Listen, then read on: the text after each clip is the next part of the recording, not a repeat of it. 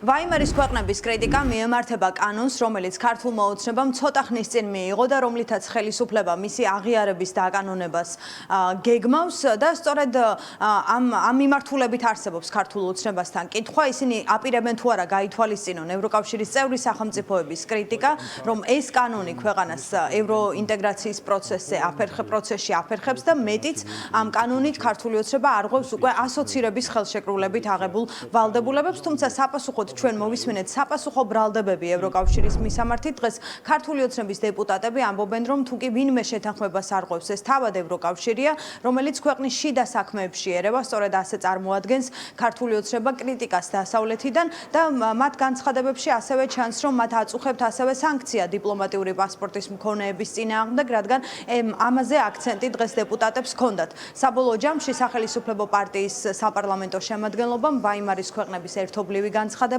ფასიან დოკუმენტად წარმოაჩინა. ახლა შემიძლია გითხრათ, რომ ირღვევა ასოცირებით ნაკისრი ხელშეკრულება მაშინ, როდესაც ევრობიუროკრატია თავისი პირადი გადაწყვეტილებით სამხრივად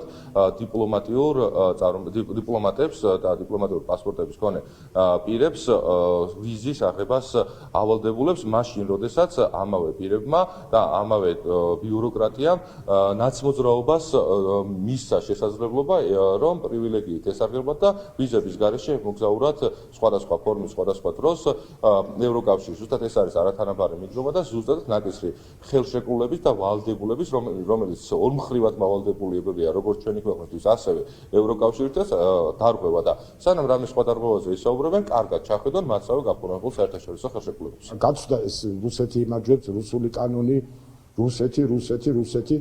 აი ახლა კოშტამ ევროკომისიის პრეზიდენტმა განაცხადა, რომ ამერიკის შეერთებული შტატები და ისრაელი რასაც აკეთებს ირაკში, თურმე რუსეთს ამარჯვებინებს. თქვა?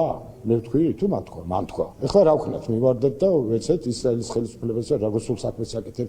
უკვე დავიღალეთ ამ უაზრო აიარლიკების მიკერებით. წავიდნენ ეხლა და არ კვირონ ტრამპი და ისრაელის ხელისუფლება რუსულ საქმეს აკეთებენ თუ არა. ეს იმდენად უაზრო და გაცვეთილი თემებია, არც კი მინდა რომ უპასუხო მაგას. განცხადება არის ფასიანი, შეგვიძლია ვთქვა თავიდან ბოლომდე, აი წარმოდგენა, ვისაც უნდა დავენიძლევები.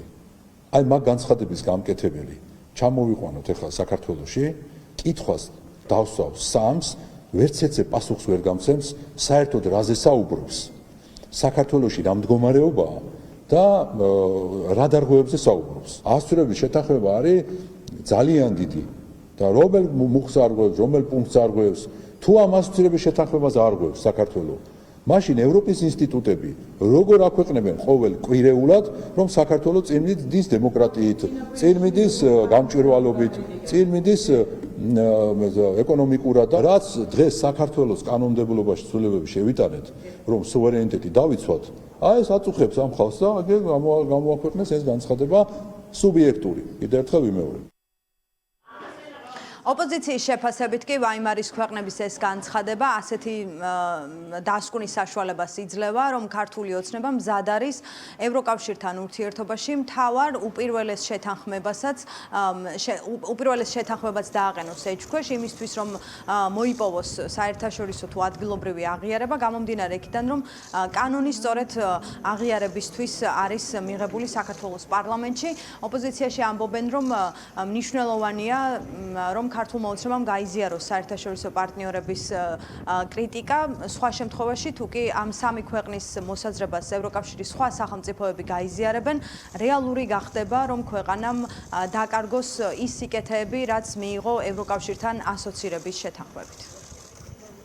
ივანიშვილის რეჟიმის ანტიეროვნული და ანტიევროპული ნაბიჯების და პოლიტიკის გამო საფრთხის ქვეშ დგება არა მხოლოდ უვიზო მიმოსვლა, არამედ ყველა სხვა შეთანხმება და პრივილეგია, რაც საქართველომ ამ დრომდე მიიღო ევროინტეგრაციის გზაზე. ეს არის მათ შორის კანდიდატის სტატუსი და ეს არის მათ შორის ასოცირების ხელშეკრულება და ხაზგასმა ვაიმარის ქვეყნების მხრიდან, რომელიც ძალიან მნიშვნელოვან ფორმატს და ბირთვს წარმოადგენს ევროკავშირის წევრ ქვეყნებში, ეს არის მოგეხსენებათ გერმანია, საფრანგეთი, პოლონეთი, მათი მხრიდან ამაზე ხაზგასმა სწორედ ამაზე მიანიშნებს, რომ ყველა აღნიშნული შეთანხმება და პრივილეგია შესაძლოა კითხვის ნიშნის ქვეშ დადგეს. ეს არის არა 1 და 2 წლით, არამედ 10 წლით უკან გადადგმული ნაბიჯი ჩვენი ქვეყნისთვის. ეს აღიარებაც რისთვის უნდათ, ხო? კი ერთის მხრივ უნდათ ქვეყნის შიგნით, რომ საქართველოს მოქალაქეებმა ვაღიაროთ, რასაც არ გავაკეთებთ.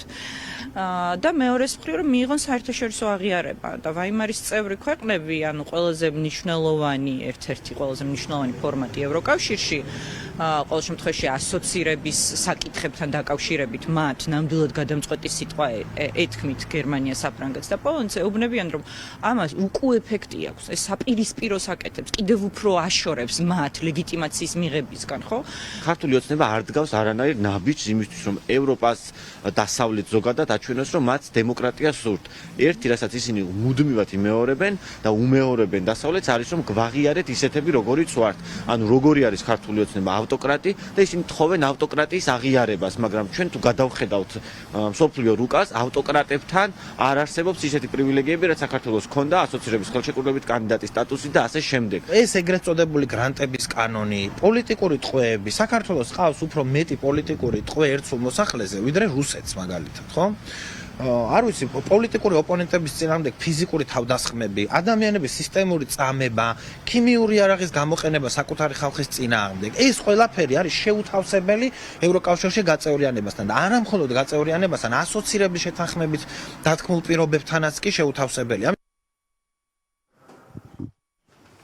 ასე ხმაურებიან პოლიტიკოსები ვაიმარის ქვეყნების ერთობლივ განცხადებას, საფრანგეთი, გერმანია და პოლონეთი თანხმდებიან, რომ კანონი, რომელიც სულ ბოლოს მიიღო ქართულმა ოცნებამ, რომლითაც აფართოებს გრანტების ცნებას და ასევე არაღიარების კრიმინალიზაციას ახდენს, ეწინააღმდეგება ქვეყნის ევროკავშირში გაწევრიანებას და უფრო მეტიც ის არღვევს ევროკავშირთან ასოცირების შეთანხმებით აღებულ ვალდებულებებს.